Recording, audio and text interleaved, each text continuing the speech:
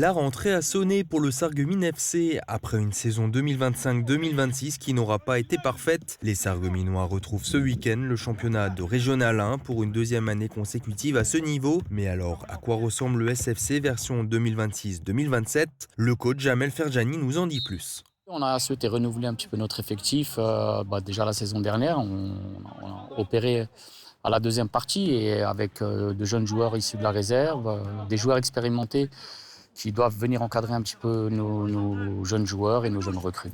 L'effectif a évolué durant l'intersaison avec notamment l'arrivée de joueurs d'expérience. Parmi eux, le milieu de terrain Abdelhak Belhammer, passé notamment par le Racing Club de Strasbourg. De quoi apporter de nouvelles armes à Jamel Ferjani qui conserve des ambitions élevées pour cette nouvelle saison.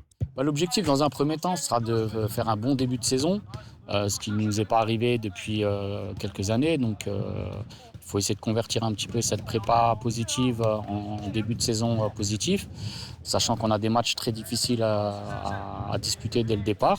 Et ensuite, on verra, chemin faisant, qu'est-ce qu'on a comme possibilité, comme opportunité. On fera le point à la trêve. Sur le terrain, le Sarreguemines FC devrait également conserver certaines bases de la saison dernière tout en cherchant à faire évoluer son style de jeu. Le coach veut notamment s'appuyer sur une bonne défense pour permettre à son équipe de franchir un nouveau cap cette année.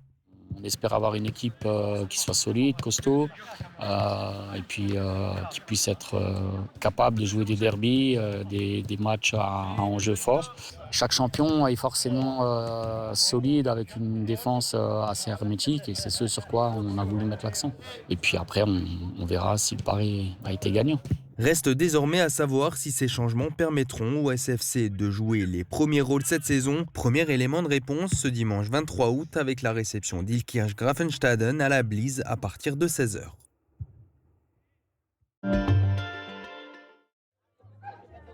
Une proximité avec les producteurs locaux. C'était la volonté de la commune de Woustviller qui a lancé son marché mensuel. Mercredi, c'était l'inauguration. Elle a rassemblé 16 exposants entre la salle W et le complexe Le Prince Ringuet. Le public est venu en nombre durant la soirée pour profiter des food trucks, producteurs et artisans. Le rendez-vous se répétera tous les troisièmes mercredis du mois. Le but de l'opération est clair. De soutenir les artisans producteurs locaux, parce qu'il y a également une vraie demande à ce niveau de la part des habitants. Donc un besoin de proximité, d'authenticité. On est bien sûr très content de cette première édition. La commune a organisé cet événement avec l'association Les Rendez-vous du Marché, qui a été créée à la fin de l'année 2025. La préparation s'est faite assez rapidement pour pouvoir mettre en place ce lancement en août. Alors, c'est une plus-value très importante pour nous, puisqu'aujourd'hui, nous organisons déjà 3 marchés. Un sur la commune de Hambar, un sur la commune de Roulin et un sur la commune de Petit-Réderchin. Donc là, c'est l'occasion pour nous de pouvoir étendre notre activité sur une nouvelle commune. La commune souhaite également étoffer la formule avec des animations musicales et différentes thématiques durant l'année. Une solution de repli est même disponible en cas de mauvais temps. Nous avons la possibilité, sous la mairie, de nous replier dans le parking couvert en cas d'intempérie. Donc quoi qu'il arrive, on pourra maintenir ce rendez-vous. Certains commerçants ne pouvaient pas être disponibles pour l'inauguration. On peut donc s'attendre à ce que l'édition du mois de septembre soit plus imposante.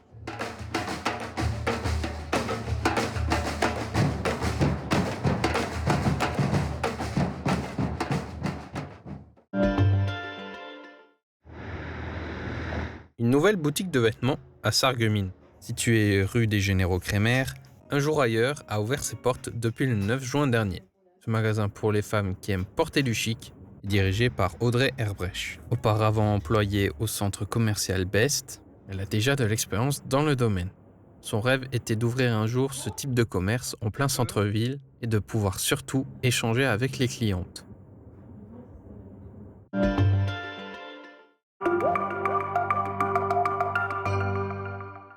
Bonjour à toutes et à tous. Pour demain, le temps sera variable toute la journée. De rares averses seront possibles. En fin d'après-midi, les éclaircies seront plus belles. Côté température, les maximales seront comprises entre 20 et 23 degrés, les minimales entre 8 à 11 degrés. Demain, ce sera la Saint-Fabrice. Le soleil se lèvera à 6h34 pour se coucher à 20h35. Passez une très belle journée sur Mosaïque Cristal.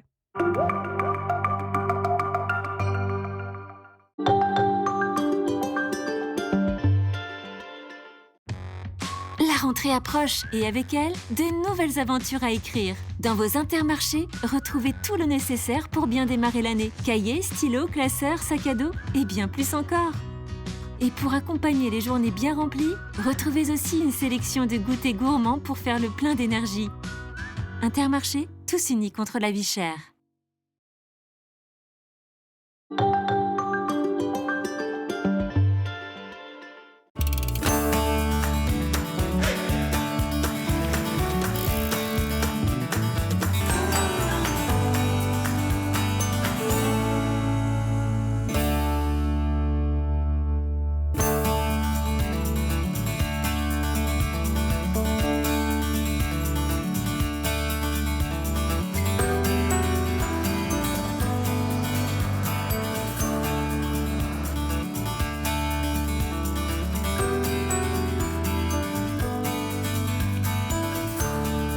Bonjour, je suis ravie de vous retrouver pour ce nouvel épisode de Hop là.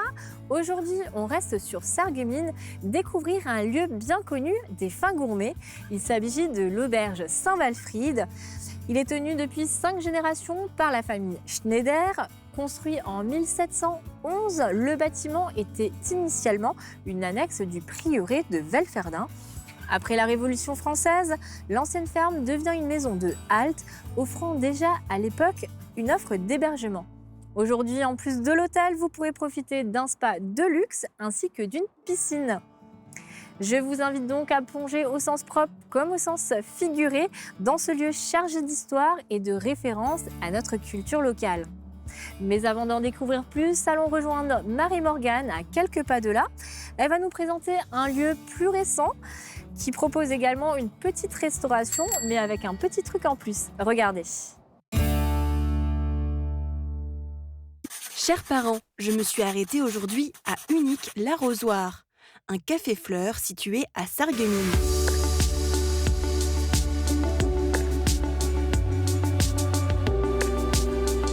Côté café, ici on peut profiter de la petite restauration tout au long de la journée, du salé comme du sucré, à n'importe quelle heure. Un concept qu'on retrouve plus couramment dans les grandes villes. On cuisine tout le temps et on cuisine en fait avec de l'épicerie fine italienne. Et en fait, ici, il n'y a pas d'endroit pour conserver quoi que ce soit. En fait, on a un frigo, donc ça rentre à la semaine. Et en fait, tout le temps, on tourne, on a tout le temps des nouveautés, on a tout le temps du changement.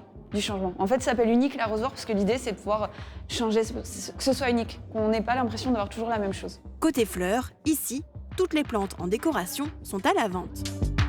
L'Unique l'Arrosoir a été ouvert en juillet 2024 par Sarah Bartholomé, qui possède déjà 2 magasins de fleurs et un salon de coiffure de luxe à Sarreguemines.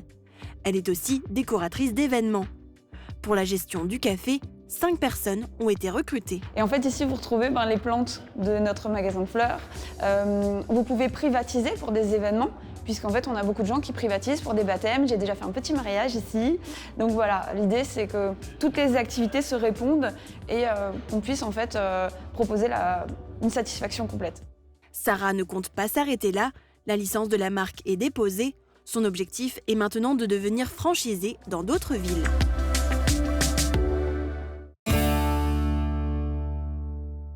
Bonjour Stéphane. Bonjour. Merci de nous accueillir au sein de ton auberge. Alors tu es le propriétaire de ces lieux et aussi le chef étoilé du restaurant qui s'y rapporte. Oui. Avant d'en découvrir un petit peu plus sur ton parcours, on va s'intéresser à l'histoire de cette auberge. Ce lieu mérite qu'on s'y attarde un petit peu plus. L'auberge a été édifiée en 1711, c'est ça? Oui, c'est bien ça. C'était une ancienne dépendance du prieuré des moines de l'abbaye de Tholey. Oui. Et pourquoi ce nom de Saint-Walfried alors? C'est ma mère qui l'a choisi dans les années 70 en relation avec le prieuré justement et l'église du village. D'accord, ok. Et le nom Walfried aussi a été repris pour le nom du village? Il y a différentes versions, oui. Ça a été repris. Apparemment, c'est un moine qui est venu évangéliser, porter la bonne nouvelle sur Velferdin. Ok. Et depuis quand l'auberge est-elle dans ta famille? Depuis 1889. D'accord. Donc c'est l'arrière-arrière-grand-père qui a acheté le bâtiment à l'époque. D'accord. Pour en faire un café. D'accord, donc jusqu'en café, 1970, c'était plutôt le café du village. C'était vraiment le bistrot du village. D'accord, et avant que votre famille la rachète, c'était quoi? C'était une plâtrerie, enfin il y a eu différentes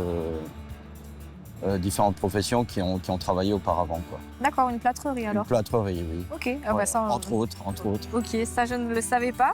On va s'arrêter là pour reprendre avec ton parcours juste après. Maintenant, ce que je te propose d'aller voir, c'est notre pastille sur les traces de l'histoire consacrée à la cité ouvrière de Roulin. Regardez.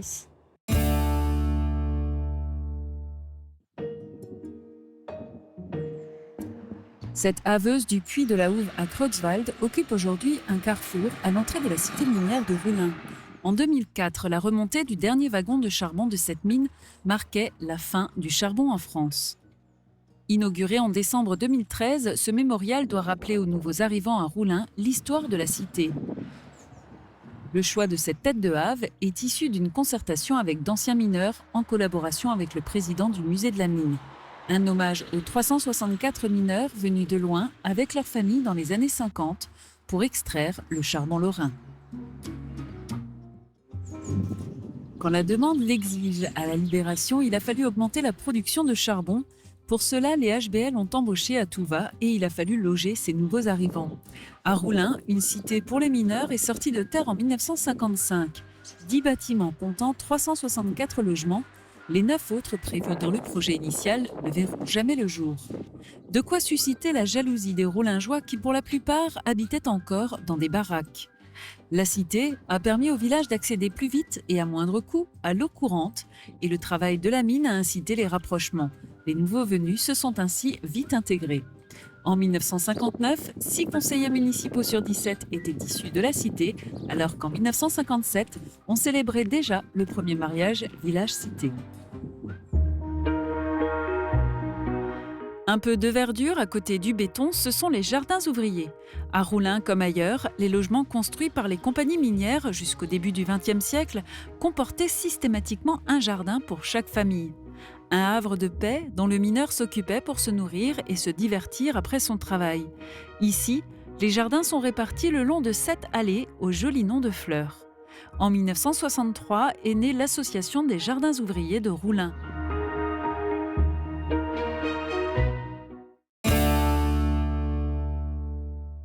Avant de pénétrer dans la cuisine, on va s'attarder un petit peu dans la salle de restauration, si tu m'y autorises.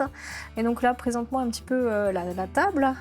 La particularité de la maison, comme tu peux le constater, je veux dire, on a toujours des assiettes là, qui viennent de la faïencerie de Sarreguemines, avec le service Lorraine, qu'on met en assiette de présentation.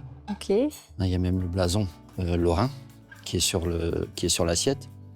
On a de la verrerie de Saint-Louis. De Saint-Louis, évidemment. Saint-Louis, évidemment. Qu'on peut voir là aussi avec les petits vases.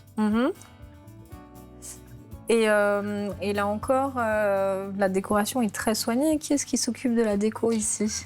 Énormément ma femme. D'accord. Donc passionné de Chine. Passionné de Chine, passionné de Saint-Louis, passionné de faïence de Sarreguemines. D'accord, en tout cas, c'est vraiment très réussi.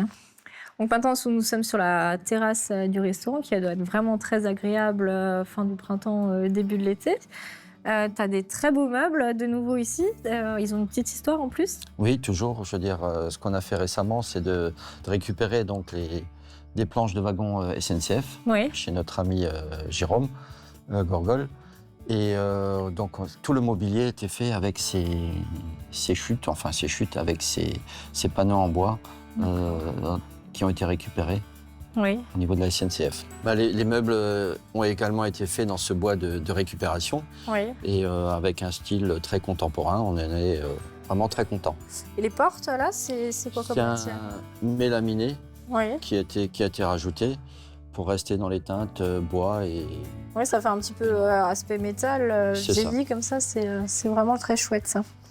Ce que je vous propose maintenant, c'est d'aller du côté des cuisines de Mosaïque, cette fois-ci, retrouver Oma et Lilou qui nous font leur petite recette. Regardez.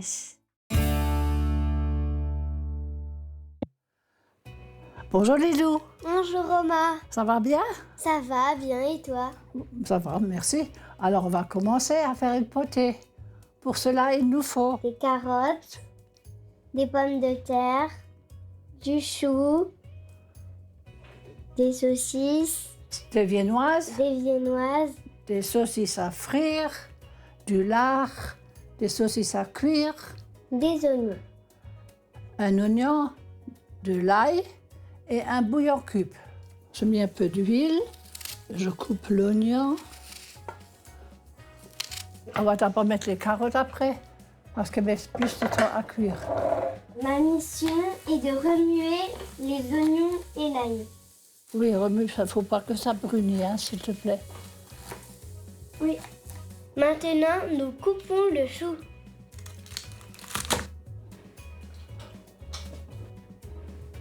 On va mettre le petit bouillon et les carottes. Nous rajoutons le chou avec un grand plaisir.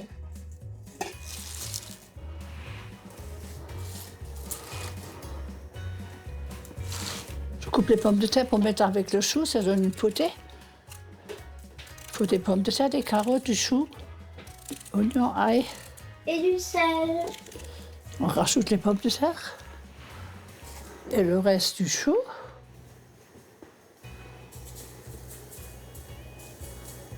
Et encore un peu d'eau, pas que ça crame. Maintenant, nous rajoutons le lard. Tout ça en une fois? Oui, et après, quand on sort, on le coupe. Maintenant, on met le couvercle là.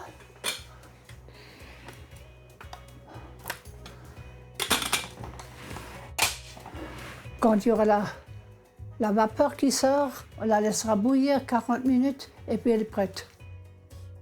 Il y a la vapeur qui sort et puis on cuit 30 minutes et il sera bon. Maintenant, on va mettre les saucisses à cuire. Dans de l'eau bouillante. Oui, et on les laisse 10 minutes. Maintenant, on va essuyer les saucisses à frire et on va les mettre dans la poêle. Saucisses à frire. 3 et 4. Voilà. Et encore 10 minutes? Il faut d'abord qu'elles soient bien rôties, qu'elles soient bien croustillantes. D'abord, on a mis les saucisses à cuire parce qu'elles sont plus grosses. Et maintenant, on rajoute les viennoises. Il ne faut pas qu'elles éclatent. On éteint le feu, on les laisse frémir. Et maintenant, on va retourner les saucisses à frire parce qu'elles commencent à croustiller. Je mets un petit papier pour que ça éclabousse pas trop. Voilà. Maintenant, on va ouvrir la cocotte pour voir si notre potée est cuite.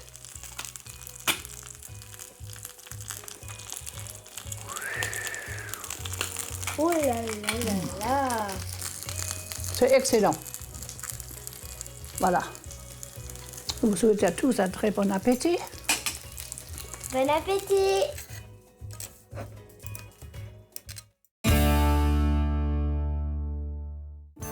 Donc à goûter. C'est des produits, on va dire, emblématiques de l'auberge. Là, on a un foie gras qu'on travaille depuis toujours. Avec la même maison depuis, je pense, depuis 60 ans. D'accord, ok. Voilà. Donc c'est du foie gras français qui vient des Landes. Ok. Toujours la même recette. Et là, on travaille avec un pisciculteur qui est à Gondrexange, aux étangs, qui nous fait en ce moment de la perche. Ok. Donc vous avez un petit filet de perche qui est légèrement salé, fumé, avec des œufs de brochet. On traite également, qui viennent également de Gondrexange et qui sont faits maison. Ok, j'ai hâte de goûter ça. Donc à goûter. Ok. On commence par quelque chose ou peu importe? Non, moi je commencerai avec le... Non, on va commencer avec le poisson. Ok. C'est légèrement fumé. Très bien. Bon, il va falloir goûter aussi. Donc en une bouchée. En une bouchée? En une bouchée.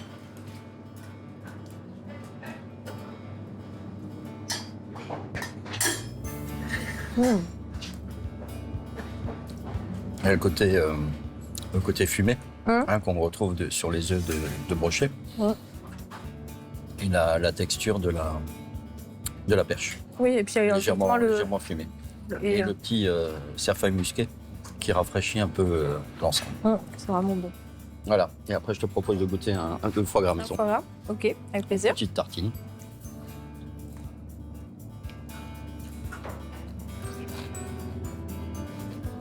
Ah bon. C'est un classique. Toujours aussi bon, mais c'est un classique. Ah bon. Un foie gras à la fraîche. Parfait. Un petit café. Non, merci. Nous sommes enfin dans ton antre, Stéphane, donc les cuisines de ton restaurant, et qui a donc reçu une étoile au Michelin, c'est ça? C'est ton père qui le premier décroche cette médaille en 1977. 1977, oui. D'accord. Et tu rejoins en 1986 ton père, après avoir il s'est formé par de grandes maisons comme le Crocodile à Strasbourg ou la Palme à Cannes. La Palme d'Or, oui, à Cannes à l'époque, oui. D'accord, tu as officié dans d'autres restaurants avant de revenir Oui, j'étais un tout petit peu à Reims, à Colmar. D'accord. J'ai fait mon service militaire. Ok. Où tu étais cuisinier alors? Oui, j'étais cuisinier. Oui. D'accord, ok. En ministère. Ok, très bien. L'étoile est malheureusement perdue en 1994, mais en 1998, vous fêtez le retour de cette étoile. Donc c'était vraiment important pour vous de... Ça a été compliqué de la perdre.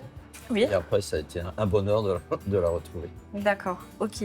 Quels sont les critères justement pour l'obtention d'une telle distinction? Ça, je crois que le mieux, c'est de demander à Michelin quand même. D'accord. Parce que les critères varient quand même énormément. D'accord. Mais bon, c'est quand même l'assiette qui prime. D'accord, ok. Quelles sont tes inspirations? Moi, je travaille énormément les produits locaux. Oui. Donc ça dépend de la saisonnalité.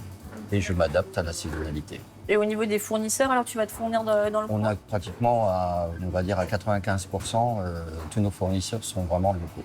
D'accord. On a des maraîchers du 57, maraîchers bio, oui. Dans le 57, dans le 67, oui. Qui sont à une vingtaine de kilomètres. D'accord. Même pour la viande, on a un élevage qui s'appelle l'élevage Noël à Vionville, qui nous fournissent la viande de bœuf, la viande de veau.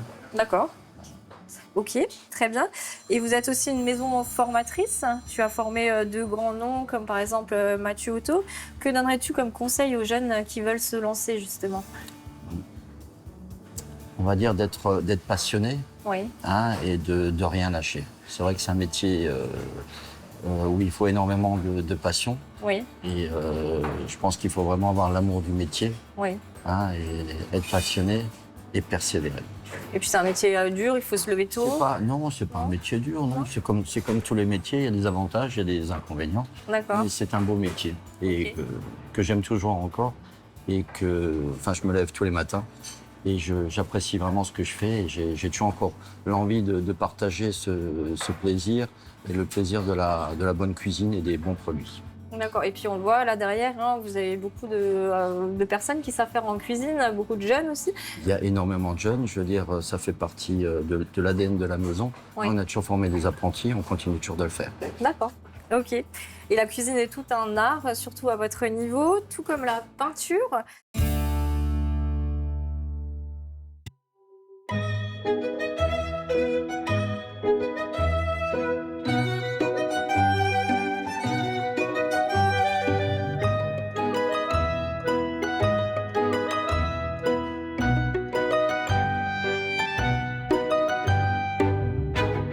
Je viens de Göteborg.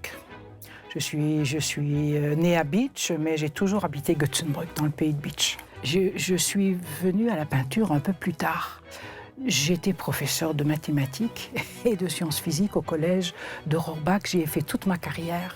J'ai beaucoup aimé mon métier. Je crois que j'ai toujours aimé aller voir ce que faisaient les autres.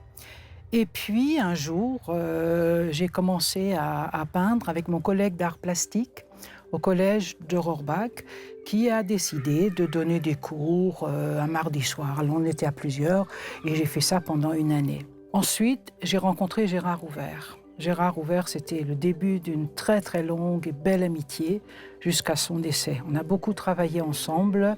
On a fait des copies de tableaux de maîtres.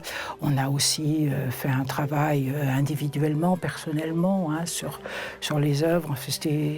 C'était vraiment une amitié enrichissante. Ensuite, je suis allée pendant 2 années à l'École supérieure d'art décoratif à Strasbourg, où j'ai appris à dessiner sur modèle vivant. Et puis, en allant voir les expositions dans les salons, etc., j'ai rencontré des peintres dont j'aimais bien les tableaux. Et c'est comme ça que j'ai fait à peu près 6 stages avec des peintres différents, d'une semaine, en Bourgogne, en Sologne, enfin dans différents endroits. Alors j'ai une peinture figurative, c'est-à-dire je pars toujours d'un réel. Et puis après, j'invente. Je crois que quand on peint, on devient plus sensible à ce qui est devant vous. Vous prenez la nature, par exemple les fleurs, il y en a qui passent à côté et qui ne les voient plus, c'est vraiment dommage. L'arbre, c'est pareil. Vous vous rendez compte, il n'y en avait plus d'arbres, l'arbre nous donne son ombre en été, etc. Donc je crois qu'il faut regarder les choses avec plus d'attention. Il y a l'écorce, mais après il y a quoi à l'intérieur? Et puis il y a les racines, et puis il y a un tas de choses. Et puis pour le portrait, c'est exactement la même chose. C'est passionnant. Quand on peint, je crois qu'il est important de voir un petit peu ce que faisaient les maîtres anciens. Je crois qu'il faut regarder un petit peu en arrière. Il ne s'agit pas de peindre comme eux, pas du tout. Mais ils nous apprennent quand même les fondamentaux de la peinture, qui sont la composition, l'harmonie des couleurs, les contrastes, repérer l'ombre et la lumière, comment la travailler. Toutes ces rencontres que j'ai faites pour ma pratique personnelle, eh bien, m'ont énormément appris. Et après, on trouve sa voie, son chemin, on creuse son sillon avec toutes ces richesses que nous ont apportées les autres. Pour devenir soi, on a besoin de l'autre. Alors l'autre qui peut être quelqu'un de proche, qui peut se trouver dans les livres, qui peut se trouver dans les rencontres qu'on fait parfois. Je crois que... Parce que le but de la vie, c'est devenir soi-même. Oui, mais on ne se fait pas tout seul. Voilà.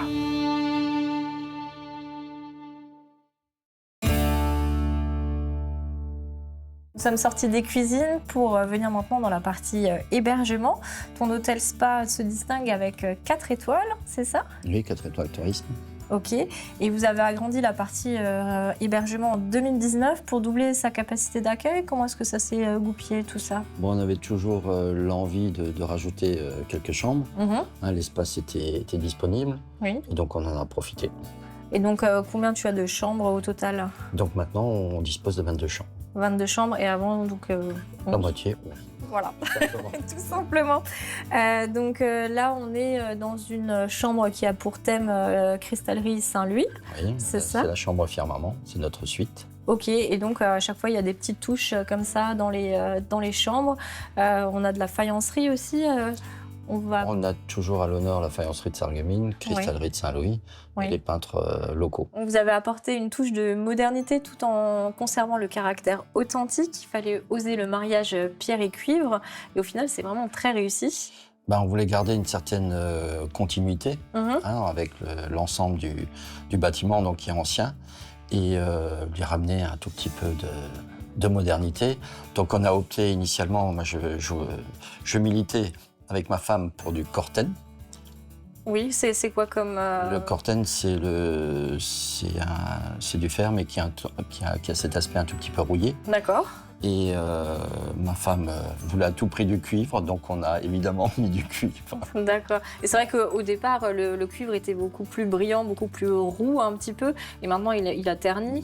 Mais c'est un choix aussi esthétique. Il a pris sa patine, oui, bien sûr. Ouais, mais c'est très beau comme ça en plus. Donc là, on se trouve devant une magnifique pièce, très grande, très imposante, de la faïencerie de Sarreguemines. Où est-ce que vous trouvez ce type de pièce ? C'est des pièces qu'on a acquises il y a déjà quelques années, parce que c'est vrai que ça devient de plus en plus rare. C'est des pièces qui sont chez vous depuis très très longtemps? Des pièces qui sont chez nous depuis très très longtemps et qu'on n'a jamais réussi à mettre en avant. Et on en a profité pendant ces travaux de réhabilitation de mettre tout ce qu'on a collectionné, tout ce qu'on a chiné à droite et à gauche, dans le but de les mettre de les proposer dans nos chambres. Donc c'est de la Chine alors? C'est que vraiment des objets qui ont été chinés. D'accord. Ok. Et donc là, on peut voir aussi un cendrier et puis des coupes. Donc on est dans la chambre firmament et avec le service firmament, qui malheureusement n'est plus fait, mais qui était toujours, qui est magnifique. Donc il a vraiment de la valeur, c'est précieux. C'est toujours précieux. Oui, il ne faut pas le casser. Il ne faut pas le casser, il faut éviter. Donc là, on se trouve dans une nouvelle chambre avec un autre thème. Donc avant, on a vu, c'était thème faïencerie de Sarreguemines et puis cristallerie Saint-Louis. Et là, vous avez choisi de mettre à l'honneur les peintres lorrains, c'est ça? Oui, c'est bien ça. Donc ma passion, ma passion, ça a toujours été la faïencerie de Sarreguemines. Oui. Ma femme qui est originaire de Saint-Louis, sa passion, c'était la cristallerie de Saint-Louis. Ok, parce qu'elle est originaire de Saint-Louis, d'accord. Son père est originaire de Saint-Louis. Voilà, d'où cette passion de la cristallerie de Saint-Louis. Et notre passion commune, ça a été la peinture. Et notamment les peintres lorrains qu'on retrouve ici. Ouais, et comment est-ce que vous avez choisi ces peintres? Par goût. Voilà, c'est des choses qui nous ont touchés et je pense qui nous ressemblent. D'accord. Et quel nom de peintre on peut retrouver donc ici, on a la suite junior Weissbusch. Il y a la suite junior Hiller qui est juste en face. Qui sont sur le même schéma à chaque fois avec des peintures des artistes. D'accord, et puis c'est aussi un beau lieu d'exposition en fait pour tous ces peintres. Oui, notamment pour Monsieur Flickinger, qui nous a fait la joie et le bonheur de mettre à disposition ces toiles qui décorent une des chambres et l'ensemble de l'hôtel. D'accord, elles sont vraiment belles en plus. Merci. Donc là, tu viens de nous emmener dans une troisième chambre. Tu m'as dit avant que c'était la chambre de ta sœur en plus, c'est ça? Oui. Et le petit lit derrière, il a aussi une histoire? Oui, bien sûr. C'est le lit de mes parents. Voilà, qu'on a repris, qu'on a customisé un tout petit peu. Oui. C'était pas comme ça. Il y a même les chevets qui correspondent à ce lit-là, comme la commode et l'armoire qui est là. D'accord. Toi qui es un enfant de Welferdin, tu dois certainement parler le Platt. Ja, natürlich. Ok. Alors découvrons ensemble une expression en Platt. Regardez.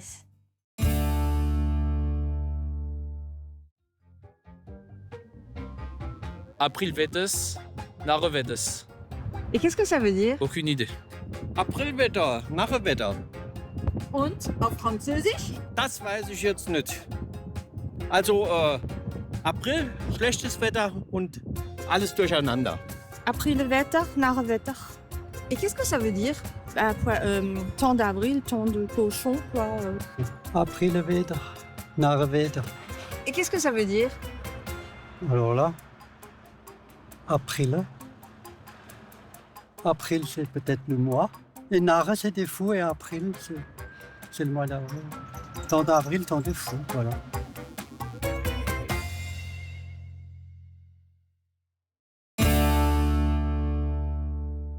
Vous proposez aussi depuis peu un espace détente et spa de luxe. Est-ce que tu peux me faire un petit peu le tour des installations? Écoute, là, on dispose du hammam. D'accord. Voilà. Un espace toujours dédié à la faïencerie de Sarreguemines. Douche, et puis là, notre sauna. D'accord. Capacité de combien de places à peu près? 5-6 personnes. Ok. Voilà, après avec un espace détente. Ok, super. Les gens peuvent se reposer. Et il y a encore une autre partie. Après, il y a la piscine et en haut sur le rooftop, on a le jacuzzi. Ok, on va aller la voir. Écoute, avec plaisir. On vient de s'élever d'un étage, on vient de prendre l'ascenseur. Et là, on se trouve devant le jacuzzi. Ouais, sur le rooftop. Ok. On va voir si la température est bonne. Ah oui, c'est bien. C'est bien. C'est agréable. Ouais. Ce qui fonctionne. Ah, il se met en route. Ah bah voilà, on pourrait presque s'y baigner. On vient de reprendre l'ascenseur pour redescendre de 2 étages et là on se trouve devant l'entrée de la piscine qui donne sur l'extérieur. Là encore on retrouve la faïencerie de Sarreguemines. Toujours la faïencerie de Sarreguemines, les lustres de Saint-Louis. Ok. Toujours chinés, customisés. Ouais. Donc avant ils étaient tout blancs, c'est ça? Qu'est-ce qu'ils ont fait comme modification alors? Ils étaient tout blancs. Là on a des bras maintenant qui sont colorisés. Ouais. Je veux dire, on a également les pampilles qui ont été reprises. On a des coupelles de couleurs. Enfin, c'était un peu modernisé, on va dire. Et les couleurs rappellent un petit peu les couleurs du fauteuil? Exactement. D'accord. On va passer à l'extérieur là ? Avec plaisir. Certains préfèrent ce type d'installation pour se détendre, d'autres préfèrent quelque chose d'un peu plus dynamique. Ce que je te propose maintenant, c'est justement d'aller voir le club de country de Sarreguemines. Regardez.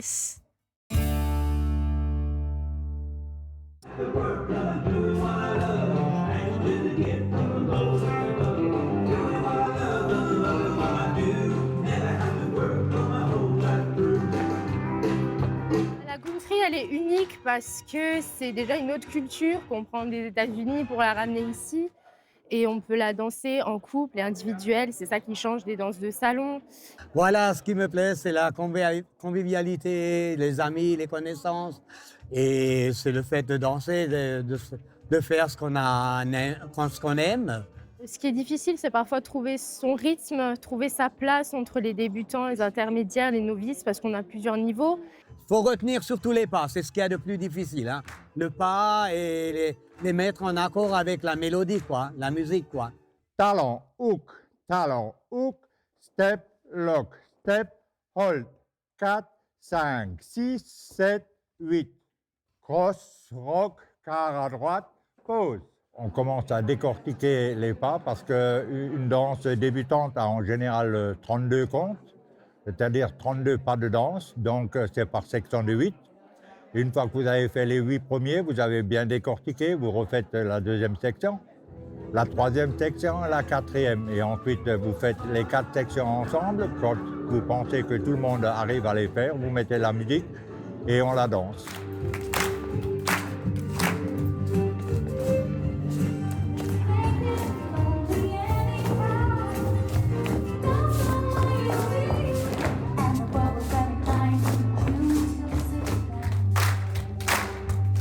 On se retrouve 2 fois par semaine. Donc le mardi, on danse à Calousse et le jeudi, donc c'est ici dans la maison de quartier à Beau-Soleil. Le club, il compte 118 membres. La moyenne d'âge, c'est 60 ans.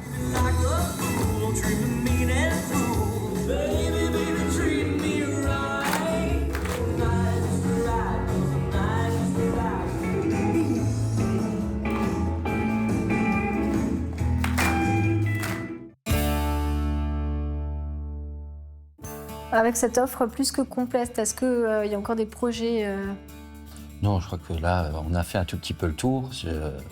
On essaye d'entretenir tout ça et de faire de mieux qu'on peut.